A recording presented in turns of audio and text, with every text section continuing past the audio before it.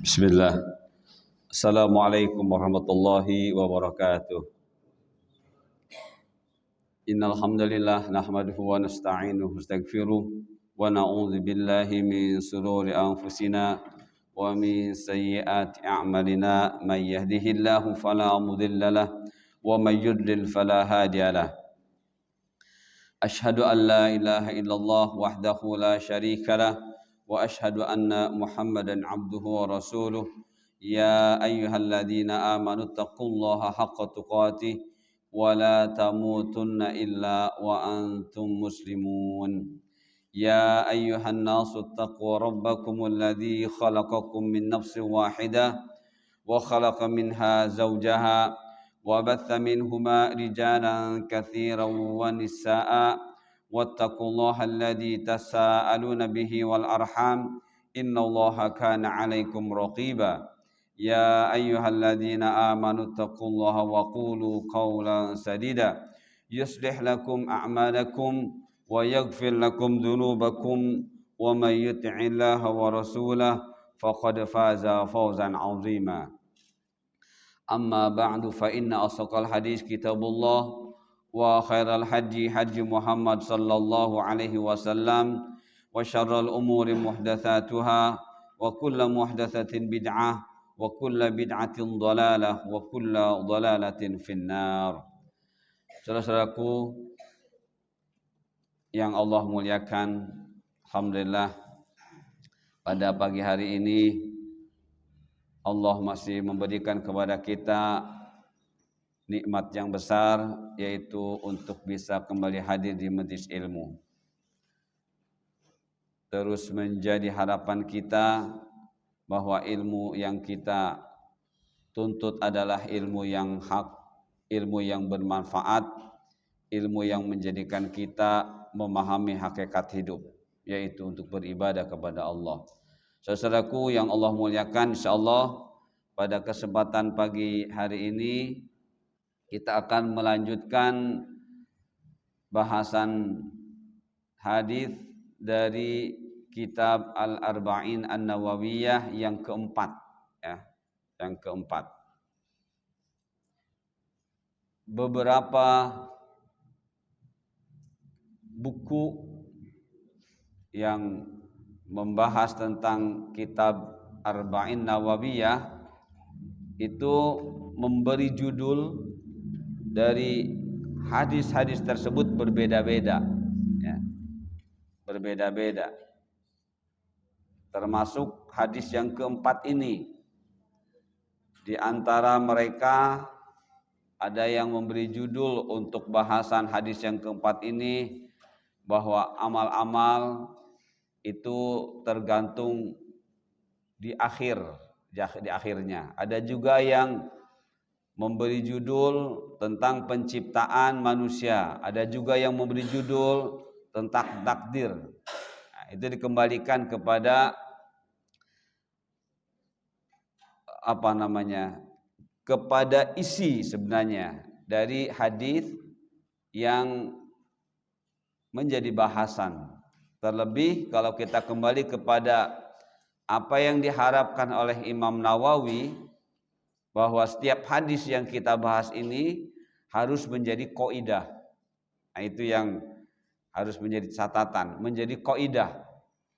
Artinya harus menjadi aturan dalam beragama. Nah, karena kaidah maka diharapkan bisa menarik hadis-hadis yang lain atau ayat atau kaul-kaul ulama, ya, yang tidak bertentangan dengan isi hadis tersebut. Nah, itulah yang beliau harapkan. Maka sekali lagi, andai kita membahas kitab kitab Arba'in Nawawiyah ini yang isinya 42 hadis, ini bisa memakan waktu yang lama sekali, ya. Karena beliau mengharapkan satu hadis ini bisa menarik hadis-hadis yang lain, bisa menarik ayat-ayat dan kaul-kaul ulama. Nah, inilah maka pada kesempatan ini saya mengangkat sebuah judul dari hadis ini, proses penciptaan manusia serta keberadaan qada dan qadar. Ya. Nah, dari judul ini sekaligus tema ini, ya, nanti akan kita bahas setelah membaca hadis ini, ya. Kita akan bahas 4 atau 5 poin, ya. Satu yang akan kita bahas tentang mulianya manusia dalam pandangan Islam. Yang kedua, Allah menceritakan proses penciptaan manusia, ya. 3, manusia hidup menjalani takdir. 4, mulianya kedudukan ibu dalam pandangan Islam. Dan yang terakhir, faedah dari hadis. Nah, ini teman-teman, ini sebenarnya isi hadis. Nah, isi hadis yang akan kita bahas tuh ini, menerangkan tentang mulianya manusia. Nah, nanti kita dibimbing dengan ayat dan hadis dan penjelasan ulama seperti apa yang disebut manusia itu mulia, ya.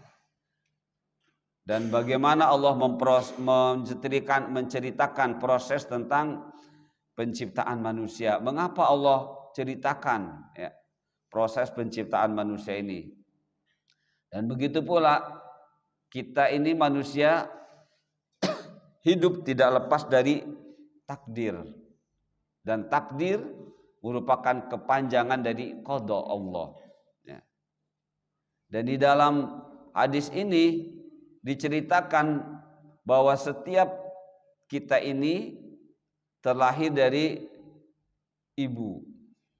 Maka kita pun akan bahas bagaimana tentang kedudukan ibu dalam pandangan Islam. Nah, baik teman-teman, itu nanti akan kita bahas satu persatu, tapi sebelumnya kita baca terlebih dahulu hadisnya. Ini hadisnya ya teman-teman. An Abi Abdurrahman Abdullah bin Mas'ud qala haddatsana Rasulullah sallallahu alaihi wasallam wa huwa as-sadiqul masduq inna ahadakum yujma'u khalquhu fi batni ummihi arba'ina yawman nutfatan thumma yakunu 'alaqatan mithla dhalik thumma yakunu mudghatan mithla dhalik thumma yursalu ilaihil malak fayanfukhu fi ar-ruh wa yu'maru bi arba'i kalimatin bi katbi rizqihi wa ajalihi wa amalihi wa saqiyun aw sa'idun fa walladhi la ilaha ghairuh inna ahadakum la ya'malu bi amali ahlil jannah hatta ma yakunu bainahu wa bainaha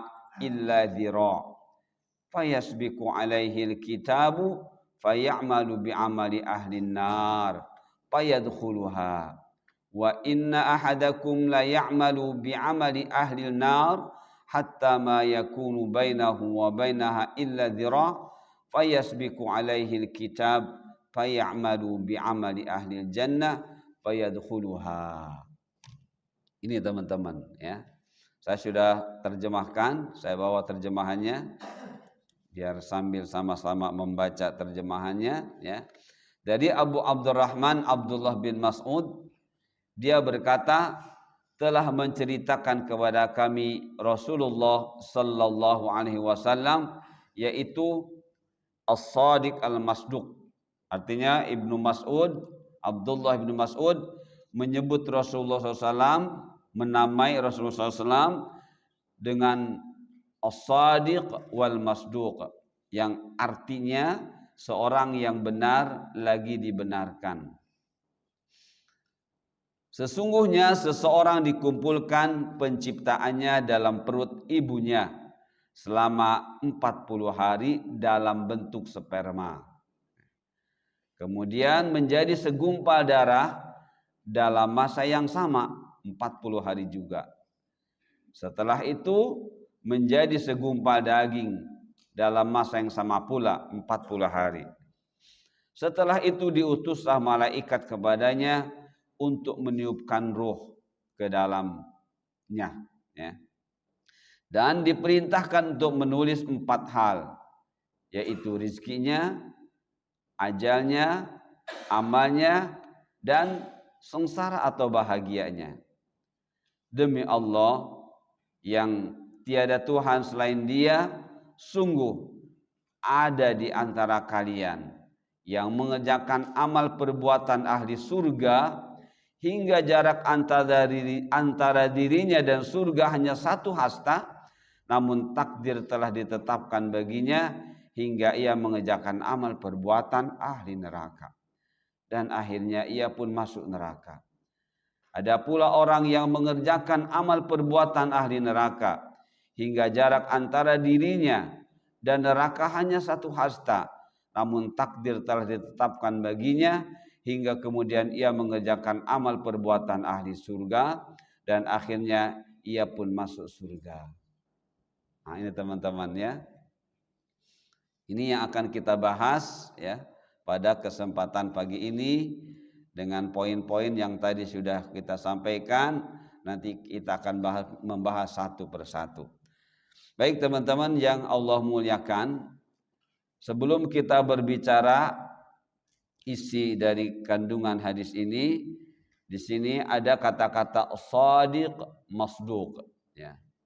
Di antara ulama menjelaskan mengapa beliau Abi Abdurrahman bin Mas'ud, Abdullah bin Mas'ud ini mengatakan ya, sebelum Abdullah bin Mas'ud menyampaikan isi yang disampaikan Rasulullah, mengatakan bahwa Rasulullah itu adalah as-sadiq wal masduq.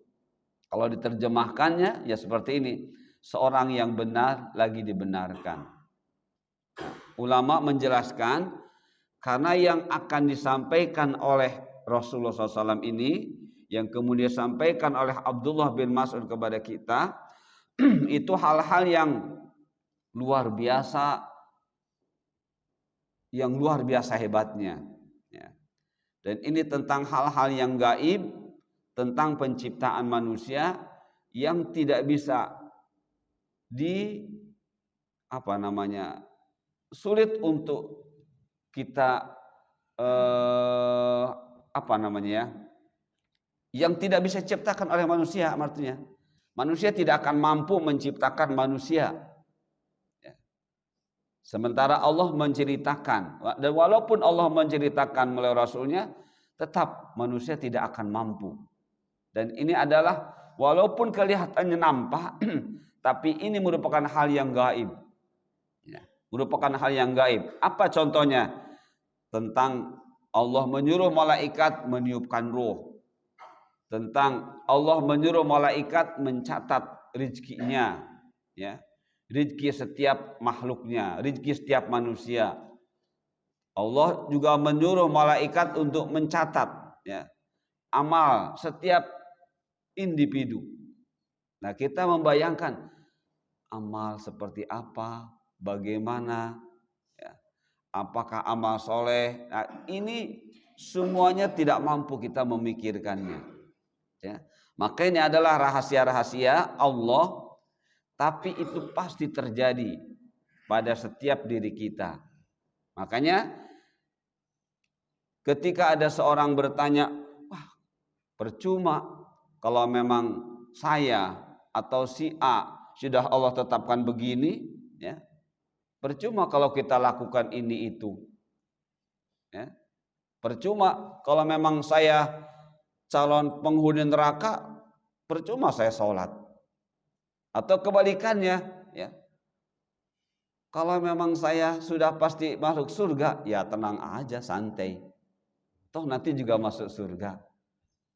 Nah ini, jadi dengan kata-kata shadiq masduq ya, sebagai gelar untuk Rasulullah, jangan sampai hal-hal yang menjadikan kita ini bingung ya terus menghantui diri kita ya. Seperti tadi, kalau memang saya pasti masuk surga, ya saya nggak perlu capek-capek lah. Dan kalaupun saya bermaksiat, ya tenang aja tuh. Lihat hadis mengatakan ada ya di antara kita yang dia asik beramal, amalan ahli neraka, tapi ternyata ujung-ujungnya beramal dengan amalan ahlul jannah, akhirnya masuk surga. Padahal cuma satu zero berapa? Cuma setengah meter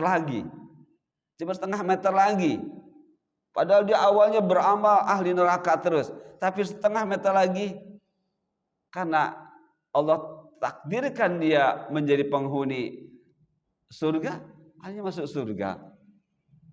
Jadi pikiran-pikiran yang seperti ini jangan sampai nanti ada di dalam diri kita, karena semuanya ini adalah gaib dan rahasia, ya, gaib dan rahasia. Nah, oleh karena itu teman-teman, agar kita tidak terprovokasi oleh setan yang nanti akan menggoda kita agar kita ini berpikiran, kalau saya ini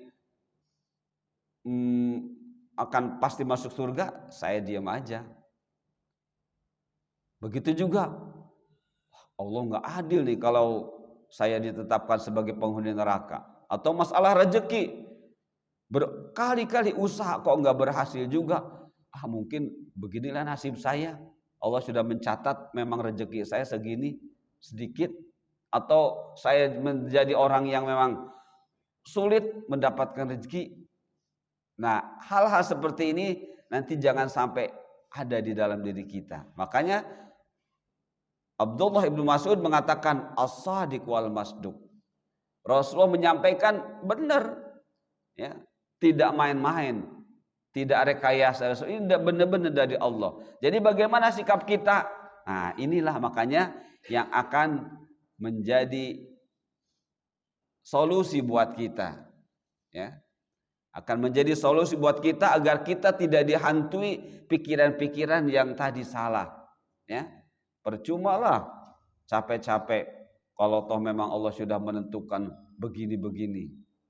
Nah, jadi teman-teman, isi hadis ini inilah yang akan menjadi bahasan kita. Dan isi hadis ini menjadikan kita meyakini bahwa Rasul adalah as-sadiq wal masduq, yang benar, ya, dan diyakini kebenarannya dan benar-benar menyampaikan kebenaran. Nah, dan kita harus mampu menerima kebenaran tersebut. Maka kita harus membahas poin demi poin dari kandungan hadis ini, teman-teman. Nah, baik. Yang pertama akan kita bahas adalah mulianya manusia dalam pandangan Islam. Nah, mulai kalau sudah kita membahas manusia itu mulia, berarti harus hilang tuh pikiran-pikiran tadi. Ketika kita dalam kesulitan, kita tidak boleh memunculkan pikiran, udahlah takdir saya memang begini sulit. Tidak boleh seperti itu. Ya, kenapa? Mulianya manusia dalam pandangan Islam. Nah, baik teman-teman, apa yang akan kita dapati dari poin pertama ini? Ya. Allah sudah menetapkan. Nah, inilah Imam Nawawi ingin dari hadis ini ingin menarik hadis dan ayat dan yang lain. Nah, di dalam surah Al-Isra ayat 70 Allah berfirman, A'udzubillahi minasyaitonir rajim. Walaqad karramna bani Adam wa hamalnahum fil barri wal bahr wa razaqnahum minat thayyibat wa faddalnahum ala katsirin mimman khalaqna tafdila. Dan sungguh telah kami muliakan anak-anak Adam, artinya kita manusia, ya. Kami angkut mereka di daratan dan di lautan. Kami beri mereka rezeki yang baik-baik, tuh kan? Dan kami lebihkan mereka dengan sempurna atas kebanyakan makhluk yang kami ciptakan. Lihat ayat ini. Adakah Allah menghinakan manusia? Ya. Adakah Allah mengecilkan manusia? Allah muliakan. Ya. Allah muliakan. Dibandingkan dengan makhluk-makhluk yang lain. Ya. Bahkan keberadaan makhluk-makhluk selain manusia, ya, justru adalah semuanya untuk manusia, ya, untuk kepentingan manusia, untuk bukti bahwa manusia itu dimuliakan oleh Allah. Ya. Nah, kalau kita sudah diberitahu oleh Allah manusia itu mulia, maka Rasulullah Shadiqul Masduq, ya, Rasulullah benar. Dan kita diperintahkan oleh Allah dengan ayat ini menghilangkan pikiran-pikiran yang membebani diri kita. Hal-hal apa? Hal yang buruk dan akhirnya menjelek-jelekan Allah. Makanya Allah mengajarkan kepada kita bertasbih subhanallah, ya. Itu semua untuk menghilangkan dari diri kita pikiran-pikiran buruk yang tumbuh di diri kita tentang Allah. Ya, jadi ayat ini sudah begitu jelas, karomna bani Adam. Nah, ketika bicara karomna dengan kata karim, apa yang kita pahami? Artinya kemuliaan yang harus dijaga dan jangan dinodai, ya, dan tidak layak dinodai. Ketika ternodai atau dinodai, maka akan ada akibatnya, akan ada dampaknya. Ya, jadi kata-kata al-karam, mulia, ini artinya kemuliaan yang benar-benar harus dijaga dan tidak boleh dinodai. Dan tidak bisa dinodai. Dengan tidak bisa dinodai, maka ketika ternodai akan berkonsekuensi, akan kena dampak-dampaknya. Nah, seperti Al-Quran. Al-Quran itu disebut karim. Harus dijaga kemuliaannya dan tidak boleh dinodai. Ketika Al-Quran dinodai akan berdampak. Ya. Kemana dampaknya? Ke yang menodainya. Ya. Makanya Al-Quran dijaga oleh Allah. Inna nahnu nazzalna dzikra wa inna lahu lahafidun. Kami jaga. Jadi ketika ada orang yang akan merusak, akan ketahuan. Dan akibat ya akan timbul, akan dirasakan oleh yang merusaknya itu. Nah, ini namanya karam. Karam, ya. Nah, kita pun mulia, maka kita berusaha harus menjaga kemuliaan diri kita. Nah, apa yang harus kita jaga, ya? Dan bagaimana cara menjaganya? Nah, baik teman-teman, kita coba lihat isi kandungan ayat ini berdasarkan para mufassirin, ya. Sehingga kita nanti bisa menjaga kemuliaan diri kita. Jangan kita nodai, ya. Nah, coba lihat teman-teman, ini sebenarnya diantaranya, ya, diantaranya. Tapi saya sudah terjemahkan berdasarkan dari beberapa kitab tafsir. Kandungan ayat 70 surah Al-Isra. Jadi ketika kita ingin memahami kemuliaan dan menjaga kemuliaan diri manusia, maka yang harus kita upayakan adalah seperti ini. Satu, manusia adalah makhluk yang memiliki bentuk tubuh yang terbaik. Ya. Manusia adalah makhluk yang memiliki bentuk tubuh yang terbaik. Walaqad khalaqnal insana fi ahsani taqwim. Ya. Kalau kata Ibnu Abbas ketika berhalakoh dengan para sahabat yang lain, beliau mengatakan terkait dengan kemuliaan manusia, walaqad karamna bani Adam, atau tadi walaqad khalaqnal insana fi ahsani taqwim, beliau menceritakan semua makhluk-makhluk Allah makan dengan langsung pakai mulutnya kecuali manusia. Nah, ya. Semua makhluk-makhluk Allah ketika makan langsung pakai mulutnya, kecuali manusia. Nah, berarti manusia itu mulia. Ada teman cerita ke saya punya anak, katanya. Di rumah itu ada kucing. Jadi anak saya ini tiap hari memperhatikan kucing makan, langsung pakai mulut. Dia ngikutin makan seperti kucing, langsung ditegur. Kamu makan tidak boleh begitu, harus pakai ini, pakai tangan. Nah itu teman-teman ya. Jadi berarti dengan orang tuanya mengingatkan, jangan makan begitu, bahwa manusia itu diberi kemuliaan. Dari etika makan diatur, nggak langsung pakai mulut. Ya, jadi di antara bentuk kemuliaan yang Allah berikan kepada manusia adalah makan tidak langsung pakai mulut. Sementara mayoritas kebanyakan makhluk-makhluk Allah makan langsung pakai mulut. Ya. Nah ini teman-teman. Jadi manusia adalah makhluk yang memiliki bentuk tubuh yang terbaik, sempurna. Kemudian manusia adalah makhluk yang diberi kemampuan berpikir dengan diberinya di dalam dirinya hati atau akal untuk memperoleh ilmu. Hanya manusia, teman-teman. Ya, hanya manusia. Kemarin saya pernah menyampaikan ke teman-teman, di dalam diri manusia ini menurut penelitian para ahli ya, meneliti tentang otak, bahwa di dalam kepala kita ini ada 3 cara berpikir. Yang paling bawah, tengah, dan paling atas.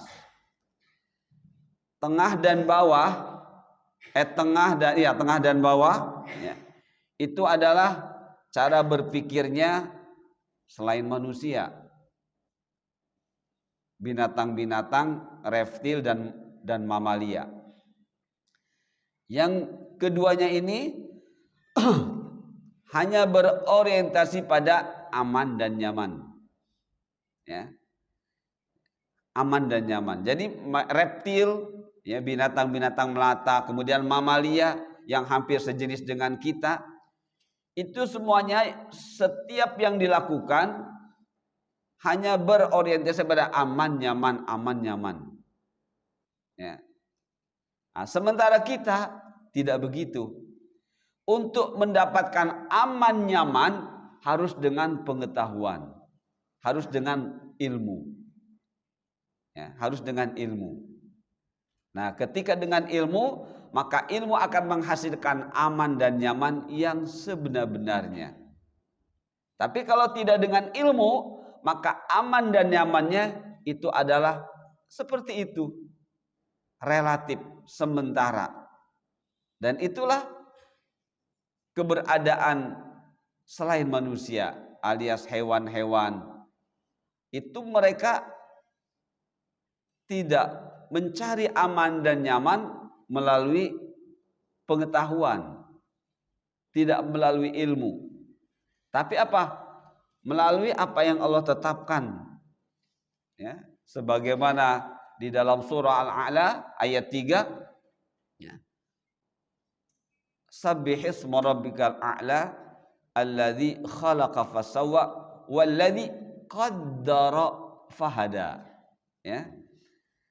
Allah yang telah qaddara, memberikan takdir, fahada, dan Allah memberikan bimbingan.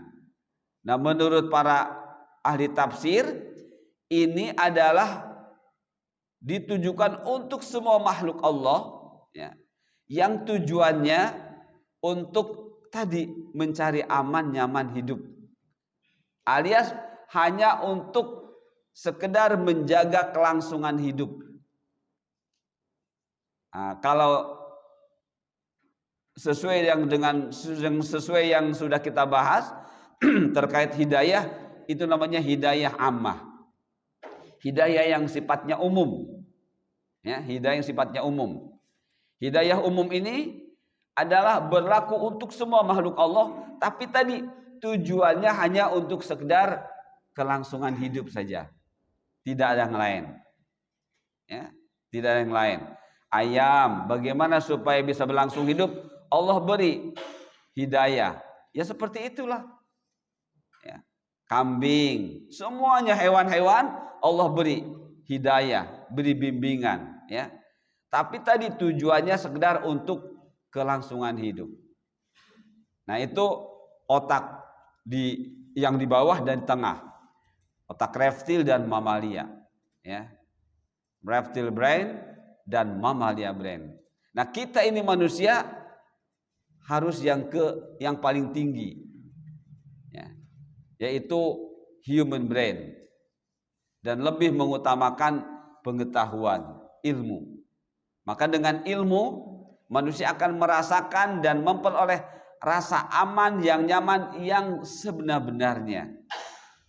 Nah, jadi kalau kita nih teman-teman malas cari ilmu, ya, malas cari ilmu, itu berarti kita ini berada di posisi dua tadi, antara reptil dan mamalia. Yang penting aman nyaman, nggak mau bercapek-capek khilafiah. Misalnya kita dalam beragama, saya mah nggak mau bicara khilafiah lah, udah seadanya saja. Itu sebenarnya cari aman dan nyaman, ya. Sudah, saya mau ibadah apa yang yang sudah saya dapati dari guru-guru saya dulu, dari ayah saya nggak mau capek-capek lah nyari-nyari. Itu otak reptil dan mamalia, cari aman nyaman, yang padahal kalau dia mau cari tahu ternyata banyak salahnya. Nah, jadi orang-orang yang hanya mencari aman nyaman aja, itu adalah orang-orang yang sedang berada di posisi otak reptil dan mamalia. Wa'iyadzubillah. Nah, manusia itu enggak begitu. Manusia adalah makhluk yang diberi kemampuan berpikir. Inilah mulia. Jadi kalau manusia yang hanya orientasi aman nyaman, itu enggak mulia. Dan dia tidak paham kemuliaan, dan dia tidak berusaha untuk memuliakan diri, padahal Allah sudah menetapkan, kami sudah muliakan manusia. Ya. Nah, ini jadi manusia adalah makhluk yang diberi kemampuan berpikir, dengan diberi di dalam dirinya hati atau akal untuk memperoleh ilmu. Teman-teman sudah paham, ya? Ketika bicara hati adalah fisik, Rasulullah menyebutnya dengan istilah mudghah, segumpal darah, ya, segumpal darah. Tadi ada dalam hadis, ya. Nah, kemudian secara ruhaninya nama hati tersebut ada 4, ya, teman-teman sudah hafal semuanya. Level pertama lubun, level kedua aklun, level ketiga fuad, dan keempat nuha. Ya. Jadi ada 4 nama hati secara ruhani: lubun, aklun, fuad, dan nuha. Kolbun yaitu mudghah secara fisiknya. Nah, kalau kita ini ingin menjadi manusia yang mulia, maka 4 nama secara rohani harus kita miliki, harus kita perjuangkan. Kapan kita merasakan kolbun kita ini lubun? Kapan kolbun kita ini aklun? Kapan kolbun kita ini fuad? Dan kapan kolbun kita ini nuha? Kalau hingga saat ini teman-teman gak paham mana lubun, kapan, berarti kita berada di kolbun. Kalau sudah kolbun tadi, reptile brain and mammalia brain, otak reptil dan mamalia. Hanya hidup ini, mohon maaf, makan minum. Gak ada kegiatan lain yang untuk akhiratnya. Wa'iyadzubillah. Ini tidak mulia, ya. Jadi orang yang berpikiran seperti itu hanya mencari aman nyaman saja, ya, itu adalah orang yang tidak mulia dan tidak paham hakikat kemuliaan. Wa'iyadzubillah. 3, ya. Allah menjadikan manusia mampu berkomunikasi dengan lisan, tulisan, dan isyarat, dan baca tulis. Untuk apa? Untuk kepentingan ilmu. Ya, jadi ilmulah yang akan menjadikan manusia itu mulia. Ya, membedakan dengan makhluk-makhluk yang lain. Ya. Kemudian 4, Allah memilih dari hamba-hambanya untuk menjadi nabi dan rasul yang kemudian diutus ya kepada manusia itu sendiri dengan membawa kitab yang berisi ilmu. Untuk apa? Untuk mengatur kehidupan manusia sebagai bentuk penjagaan kemuliaan manusia. Jadi Rasulullah diutus untuk kita, itu untuk menjaga kemuliaan kita. Untuk mengingatkan, hai manusia, engkau mulia. Engkau mulia. Untuk menjaga kemuliaanmu, aku bawakan ini dari Allah, dari Rabbmu, dari yang maha mulia dan memuliakanmu. Jadi apa yang aku bawa ini berupa Al-Quran dan hadis, ini adalah sumber kemuliaanmu. Jika engkau ingin tetap mulia dan menjaga kemuliaanmu hingga nanti dipertemukan dengan yang maha mulia, ayo ambillah Al-Quran ini, ambillah kitab ini. Itu teman-teman, ya. Ya banyak umat manusia yang nggak peduli dengan Al-Quran, ya. Makanya kan kata sahabat Rasulullah, sahabat Umar kalau nggak salah, ya. Innallaha rafa'a bihadzal kitabi qauman wa wada'a bihi. Ya. Allah memuliakan umat manusia dengan kitab ini dan Allah juga menghinakan. Ya. Jadi tidak setiap orang yang hafal Quran itu mulia. Tidak. Ya. Tidak selalu orang yang hafal Quran itu berarti ada dalam kemuliaan, tidak selalu begitu. Ya. Justru yang mulia itu yang menjaga isi Al-Quran, memahami dengan benar dan menjaganya. Sebagaimana Allah berfirman, Inna nahnu nazzalna dzikra wa inna lahu lahafidun. Jaga kemuliaan Al-Quran, jangan diotak-atik. Ya. Isinya seperti ini, jaga isinya. Allah menyuruh kita dengan Al-Quran beramal, kita amalkan. Ya. Jangan disubhatkan, jangan disyahwatkan. Itu insya Allah sebagaimana kata sahabat Rasulullah, innallaha rafa'a bihadzal kitabi qauman wa wada'a bih.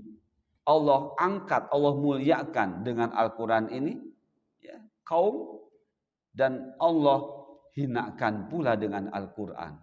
Jadi bukan Al-Qurannya yang hina, bukan. Orangnya yang tidak memperlakukan Al-Quran dengan mulia. Akhirnya Allah hinakan. Wa'iyadzubillah. Ya. Nah, jadi begitu teman-teman ya. 5. Allah menjadikan dari hamba-hambanya wali-walinya. Yang juga sebagai bentuk penjagaan kemuliaan manusia. Siapa sih wali itu teman-teman? Wali itu orang yang menjaga Al-Quran yang dibawa oleh Rasul. Bagaimana membuktikan menjaga Al-Quran sehingga menjadi wali? Ya tadi, menjadi hamba yang bertakwa. Jadi wali-wali Allah itu siapa? Yang bertakwa. Orang yang bertakwa, itulah wali-wali Allah. Ya. Jadi hilangkan persepsi yang salah tentang makna wali. Ya. Persepsi yang dimiliki oleh mayoritas umat Islam tentang wali itu adalah orang yang, mohon maaf, bisa memperlihatkan kehebatan-kehebatan yang tidak dimiliki oleh orang lain. Misalnya bisa terbang, bisa menghilang, dibacok nggak mempan, ditembak. Itu bukan wali. Itu bukan wali. Andai pun terjadi kepada hamba Allah yang dia memang bertakwa, itu tidak akan bisa diulangi oleh dia. Ya, nggak bisa diulangi. Karena yang namanya sesuatu yang istimewa yang terjadi dari atau dalam diri wali itu dari Allah. Dan jadi seorang yang wali Allah tidak bisa merekayasa amal-amalan atau perbuatan atau peristiwa yang dianggap istimewa. Enggak bisa direkayasa. Karena itu Allah yang memberi. Nah, kalau ada keistimewaan seseorang yang disebut wali, tapi bisa direkayasa, bisa dipesan. Coba Pak Wali terbang. Coba Pak Wali mau saya bacok, jangan mempan ya, enggak mempan. Itu bukan wali itu. Itu bukan wali. Ya, seorang wali Allah itu tidak bisa merekayasa sesuatu yang dianggap istimewa, tidak bisa merekayasa. Nah, jadi kalau ingin tahu siapa wali, orang yang bertakwa. Itu wali. Ya. Kita nggak harus menghayalkan, nggak harus menuntut. Kan saya wali Allah harus bisa begini. Enggak harus seperti itu. Ya, enggak harus seperti itu. Nah, maka jangan sampai teman-teman terprovokasi. Wah, dia bisa terbang. Wah, ini wali. Bukan. Ya. Sekali lagi, wali Allah adalah orang-orang yang bertakwa kepada Allah. Siapakah mereka yang bertakwa itu? Atau apa ciri bertakwa?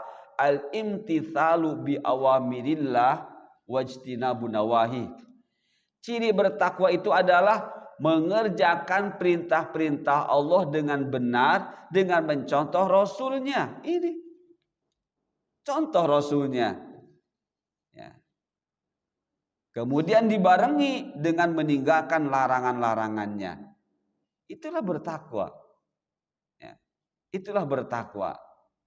Dia memiliki sifat kehati-hatian ya, di dalam beramal. Selektif, benar atau salah, diseleksi dulu sebelum dia beramal. Nah, itulah wali. Jadi kalau orang yang bertahan dengan amal yang kita tahu itu salah, dan dia takut untuk keluar dari yang dia kerjakan ini, itu bukan wali. Ya, itu bukan wali. Wali itu hanya takut kepada Allah. Ya. Dan takut kepada Allahnya bukan hanya dalam retorika, bukan hanya dalam lisan, tapi dalam kenyataannya dia beramal mengikuti apa yang Rasul contohkan. Sudah. Yang Rasul tidak contohkan saya tidak mau. Ya. Nah, itu teman-teman, itulah wali. Ya. Jadi Allah memberikan istilah Rasul, istilah Nabi, istilah wali untuk apa? Untuk menjaga kemuliaan. Dan semua hamba Allah bisa jadi wali, tapi tidak bisa jadi Nabi, tidak bisa jadi Rasul. Allah memberikan kesempatan untuk menjadi wali. Kenapa? Ikuti Nabi, ikuti Rasul. Nah, begitu teman-teman ya. Inilah cara memahami kemuliaan, menjaga kemuliaan, melestarikan kemuliaan. Yang keenam, Allah jadikan untuk kemuliaan manusia segala yang dibutuhkan di segala keadaan. Nah, kita ini hidup di dunia.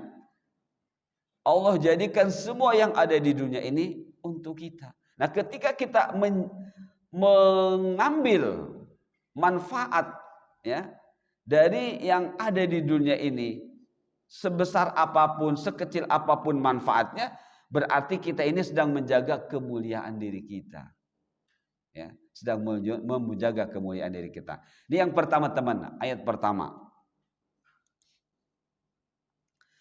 Ini ayat 56 surah Az-Zariyat. Allah berfirman, ayat ini pun sudah tidak asing lagi buat teman-teman. Wa ma khalaqatul jinna wal insa illa liya'budun. Aslinya liya'buduni, aslinya. Ni artinya aku, ya. Tapi dibuang ya-nya. Dan aku tidak menciptakan jin dan manusia melainkan supaya mereka menyembah kepadaku. Ya, karena ada ya-nya di sini. Ya menunjukkan domir mutakallim yang kembali kepada Allah. Ya. Nah, ini teman-teman, ayat 56 ini jelas ya, memuliakan kita. Ya. Kita diciptakan oleh Allah untuk apa? Untuk menjadi hamba Allah yang mulia. Apa yang Allah perintahkan kepada kita sehingga kita di posisi yang mulia? Beribadah kepada Allah. Beribadah kepada Allah. Bagaimana kita bisa membuktikan beribadah kepada Allah? Itu diturunkan Rasul, diutus Rasul dari kalangan kita. Ya, membawa aturan-aturan dari Allah untuk apa? Untuk beribadah. Ya. Untuk beramal yang sesuai dengan yang Allah inginkan. Itulah beribadah. Ya. Walau ada ulama memberikan definisi tentang ibadah adalah ismun jami'un likulli ma yuhibbuhu Allah ta'ala wa yardah minal aqwali wal af'al al-zahirah wal batinah.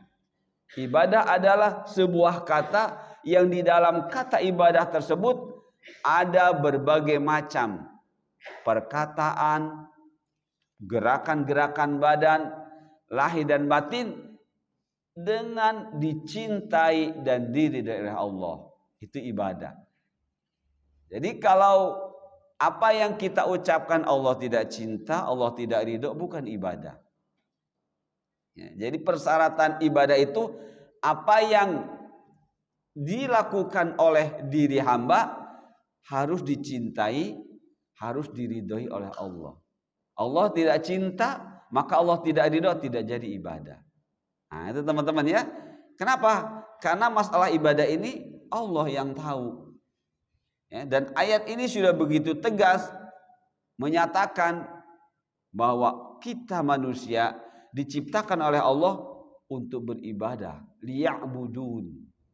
Nah, maka lihat isi kandungan ayat ini teman-teman. Ini juga sama, upaya kita menjaga kemuliaan diri kita. Ya. Kandungan ayat 56 Az-Zariyat diantaranya satu, manusia diciptakan untuk beribadah kepada Allah saja. Ya.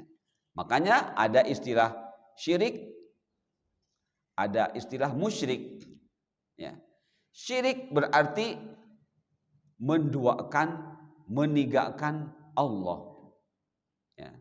Jadi menyembahnya bukan hanya kepada Allah saja, tapi juga kepada selain Allah. Ya. Musyrik orangnya, ya, musyrik orangnya. Maka kandungan ayat 50 mengingatkan kita, jika engkau ingin tetap mulia, menjaga kemuliaan dan dijaga kemuliaan, ingat manusia itu diciptakan untuk beribadah kepada Allah saja. Ya, yang dikenal dengan tauhid, ya, tauhid. Dua, bukti manusia beribadah adalah, nah ini, mengagungkan Allah. Dengan apa? Dengan melaksanakan perintah-perintahnya. Ini harusnya besar N-nya. Dan berbuat baik kepada makhluk Allah yang lain. Ya.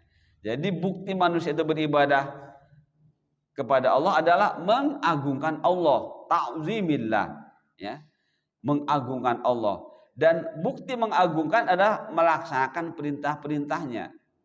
Dan bukti kita mengetahui perintah-perintahnya, mempelajari tadi kitab yang dikirim oleh Allah, pelajari Al-Quran, ya, pelajari hadis, praktekan, itulah kemuliaan, ya, kemuliaan. Jadi sekali lagi, orang malas belajar, malas duduk di majelis ilmu, dia berarti tidak paham kemuliaan, ya. Dia tidak paham kemuliaan, ya. Jadi mulianya manusia itu dengan ilmu, ilmu yang bermanfaat, ilmu yang benar dan dipraktekkan. Jadi sekali lagi, bukti manusia beribadah adalah mengagungkan Allah, ya, berdasarkan tafsir seperti ini, dengan melaksanakan perintah-perintahnya dan berbuat baik kepada makhluk Allah yang lain. Jadi nggak cukup hanya kita beribadah kepada Allah saja, tapi harus memberikan efek positif dari kita beribadah kepada Allah, yaitu apa? berbuat baik kepada makhluk Allah yang lain. Berbuat baik di sini bisa kita menggunakannya dengan benar. Ya. Ada pohon, ada buahnya. Kita berbuat baik kepada pohon yang ada buahnya, kita makan. Dengan etika, dengan adab-adab yang diajarkan. Itu namanya berbuat baik kepada makhluk Allah. Nah, kepada manusia yang lain, ya, kepada makhluk yang lain kita berbuat baik. Jadi berbuat baik itu mengambil atau memberi manfaat, ya. Mengambil manfaat atau memberi manfaat. Nah, itu namanya berbuat baik, teman-teman. Dan itu adalah kemuliaan. Kemuliaan, ya. Kemudian yang ketiga, beribadah kepada Allah dan berbuat baik kepada makhluk-makhluk Allah itu adalah menunjukkan kemuliaan manusia. Nah, betul ya, teman-teman ya. Jadi kandungan dari ayat 56 surah Az-Zariyat ini diantara seperti ini. Sedikit lagi. Ayat 29 surah Al-Baqarah. Huwallazi khalaqalakum ma fil ardi jami'a. Jelas sekali kan? Jelas sekali ayat ini. Dialah Allah yang telah menjadikan segala apa yang ada di bumi untukmu. Ya, jadi selain kita ini untuk kita, teman-teman. Ya, ini sudah bentuk kemuliaan, ya, dari Allah untuk kita. Ya, Allah berikan semua yang ada di muka bumi ini untuk kita, tapi untuk kemuliaan kita. Maka karena ini untuk kemuliaan kita, Allah bimbing caranya, cara mengambil manfaat dari yang ada di muka bumi ini. Ya, jadi tidak mentang-mentang ayat mengatakan begini, wah semuanya halal. Enggak seperti itu ternyata. Allah beri tata caranya. Ya, yaitu Allah kirim Rasul, Allah kirim kitab, kita disuruh mempelajarinya. Untuk apa? Untuk bisa mengambil manfaat dari apa yang Allah berikan buat kita ini. Ya. Nah, ini coba apa isi kandungannya sini? Kandungan ayat 29 Al-Baqarah. 1. Allah menyatakan bahwa Allah lah yang telah menciptakan apa saja yang ada di bumi ini. Ya. Baik yang asli ataupun yang turunan. Ya. Maksud yang turunan ada rumah, ya, ada bangunan-bangunan lain yang tadinya tidak ada. Ya. Itu pun sama Allah yang menciptakan. Hanya cara menciptakannya Allah mendelegasikan kepada makhluk yang lain. Ya. Ada ayatnya tapi tidak bawa, saya tidak mencatat di sini. Ya. Jadi Allah ciptakan dari yang Allah ciptakan hal-hal yang lain, sesuatu yang lain yang semuanya untuk kita. Seperti mobil. Ya. Mobil, dari mana mobil ini? Dari yang Allah ciptakan. Ya. Bahan-bahannya, materialnya dari yang Allah ciptakan. Apa saja yang ada dalam mobil, ada semua di dalam perut bumi. Dan semuanya untuk kita, ya. Semua untuk fasilitas kita. Tadi di dalam ayat yang pertama, wa hamalnahum fil barri wal bar, dan kami bawa, kami fasilitasi manusia ini, ya, di laut, di darat, di udara. Allah berikan fasilitas. Di zaman Rasulullah tidak ada pesawat terbang, sekarang ada. Itu ayatnya sudah jelas. Ya. Di zaman Rasulullah cukup hanya dengan unta, keledai, kuda. Sekarang Allah berikan yang lebih canggih lagi. Ya. Ada mobil, ada begini, ada begini. Itu semua adalah fasilitas untuk kemuliaan manusia. Tapi banyak manusia yang tidak menyadari. Ya. Mereka membeli ini, membeli itu, ternyata bukan untuk menjaga kemuliaan yang Allah berikan kepada, tapi hanya untuk tadi, justru untuk menghancurkan dirinya, ya, untuk menghancurkan berdirinya. Wal'iyadzubillah. 2, Allah juga menyatakan bahwa apa saja yang ada di bumi adalah untuk manusia agar diambil manfaatnya untuk beribadah kepadanya. Jadi kalau kita mengambil manfaat dari yang Allah ciptakan, ya, baik secara langsung atau tidak, tapi bukan untuk kepentingan beribadah, tidak mulia. Tidak mulia. Ya. Sekali lagi, kalau kita mengambil manfaat tapi bukan untuk kepentingan ibadah kepada Allah, maka jadi tidak mulia. Jadi yang dimaksud beribadah ini nanti semuanya teman-teman, ya. Dari cara mengambilnya, dari cara memperolehnya, prosesnya sampai titik akhir, semua harus bernilai ibadah.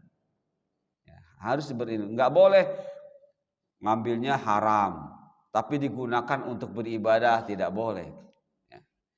Orang yang kerjaan yang dilarang oleh Allah, hasil dari kerjaannya dibangun buat membangun masjid, buat majlis taklim, bagaimana seperti itu? Innallaha la yaqbalu shadaqatan min gululin. Allah tidak menerima sedekah dari yang haram. Ya, jadi tidak bisa merekayasa, ya. Tidak bisa dari yang haram buat bangun masjid jadi halal, enggak. Ya. Allah tidak menerima seperti itu.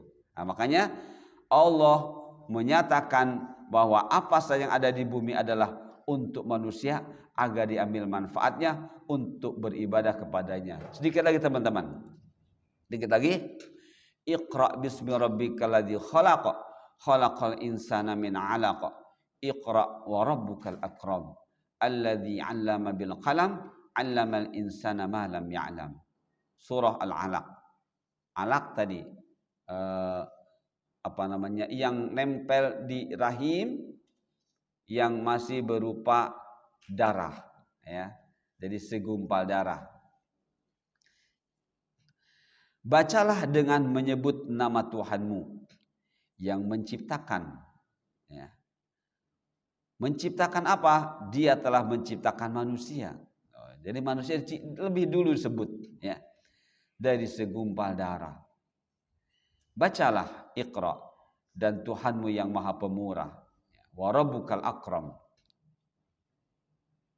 yang maha pemurah, yang maha mulia, ya. Yang mengajar, alladzi 'allama bil qalam, ya, yang mengajar manusia dengan perantara kalam alias bisa baca tulis. 'Allamal insana ma lam ya'lam, dia mengajar kepada manusia, mengajarkan kepada manusia apa yang tidak diketahui. Jadi sekarang kita punya banyak tahu ini itu ini, kembali ke ayat ini. Allah yang mengajarkan kepada kita, ya. Tapi jangan kita salah gunakan, ya, ilmu yang sudah Allah berikan kepada kita, ya. Jangan sampai untuk menentang Allah, tapi justru untuk beribadah kepada Allah. Karena waktunya tidak cukup teman-teman, ini sebagai penutup. Ini nanti ada satu slide lagi, ya. Ini kandungan ayat perintah untuk membaca Al-Qur'an. Jadi kita diperintah untuk membaca Al-Qur'an, ya. Nah, kemudian nomor 2, mengawali dengan basmalah. Kapan? Sebelum membaca surat dari Al-Qur'an. Jadi kalau kita baca surat dari awal ayat, awal surat, ya, maka disunahkan, disyariatkan membaca bismillah, ya. Membaca bismillah, ta'awud bismillah. Kalau kita membaca Al-Qur'an tidak dari awal surat, ya, ayat-ayat secara bebas, maka disunahkan membaca ta'awud saja, ya. Sekali lagi, kalau kita membaca Al-Qur'an dimulai dari awal surat, maka disunahkan membaca bismillah, di samping ta'awud juga bismillah. Tapi kalau membaca Al-Qur'annya tidak dari awal surat, kita ngacak ayat mana saja, maka disunahkan membaca ta'awuz. Nah, ini ya. 3. Mengucapkan bismillah dimaksudkan memohon pertolongan kepada Allah. Jadi bismillah bi al-isti'anah, ya. Memohon pertolongan kepada Allah terkait dengan yang akan dilakukan. Ya. Untuk selain membaca Al-Quran, kita bismillah. Ketika membaca ayat Al-Quran, bismillahirrahmanirrahim. Begitu teman-teman ya. Jadi kalau memulai membaca ayat Al-Quran dari awal, kita membaca surat Al-Falaq misalnya. Kita ta'awud, setelah itu baca bismillahirrahmanirrahim baru. Tapi kalau tidak, cukup ta'awud saja. Untuk kegiatan-kegiatan yang lain, bismillah saja. Ya, bismillah saja. Jadi tidak bismillahirrahmanirrahim. Kecuali teman-teman mau bikin surat. Nah, bikin surat boleh bismillahirrahmanirrahim. Nah, kenapa kita disyariatkan membaca bismillah? Nah, bi artinya bi isti'anah. Artinya bi di sini kita dengan mengucapkan bi maksudnya meminta pertolongan kepada Allah. Dalam setiap kegiatan ismi melalui nama Allah. Nah, ini ismillah ini nama Allah yang nanti disesuaikan dengan kegiatan kita. Kalau kita mencari ilmu, berarti bismillah di sini bisa bi alim, ya, bismillah al-alim, dengan nama Allah yang alim, karena sifatnya ilmu. Pokoknya nama-nama Allah yang sedemikian banyak itu nanti maksudkan pada kata ismullah sesuai dengan kegiatan kita, ya, sesuai dengan kegiatan kita. Jadi kita minta pertolongan kepada Allah dengan nama Allah yang Allah miliki, yang sesuai dengan kegiatan yang sedang kita kerjakan. Makanya cukup bismillah saja, seperti itu. Jadi isminya itu nanti bisa berubah-ubah, nama Allah yang mana yang sesuai dengan aktivitas yang sedang kita lakukan tersebut. Nah, baik. Kemudian 4, kemuliaan manusia adalah dengan ilmu dari Allah dan beribadah kepadanya. Jadi punya ilmu tapi tidak dilakukan untuk beribadah, enggak mulia. Ibadah enggak pakai ilmu, enggak mulia juga. Jadi harus ibadah dengan ilmu yang benar. Ilmu yang benar dipraktekkan untuk ibadah, baru itu mulia, teman-teman. Ya, sekali lagi, kemuliaan manusia adalah dengan ilmu dari Allah, ilmu yang benar. Dipraktekkan baru mulia. Ya. Kalau hanya ilmu saja benar, enggak dipraktekkan dalam ibadah, tidak mulia. Atau melakukan ibadah tidak berdasarkan ilmu yang benar, juga tidak mulia. Jadi ilmu dan ibadah yang benar, itulah kemuliaan. Sebagai penutup, teman-teman, manusia adalah jenis makhluk yang dimuliakan oleh Allah. Jadi jangan sampai kita sia-siakan kemuliaan ini. Manusia adalah makhluk yang terdiri dari jasad dan ruh. Ya, akhirnya kita mengenal istilah qalbun, lubun, aklun, fuad dan nuha.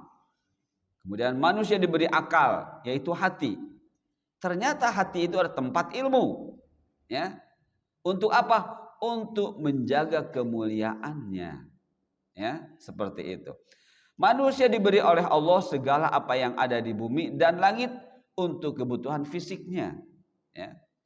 Dan manusia diberi oleh Allah ilmu berupa ayat qauliyah dan kauniyah untuk kebutuhan rohaninya. Nah, baik teman-teman ya.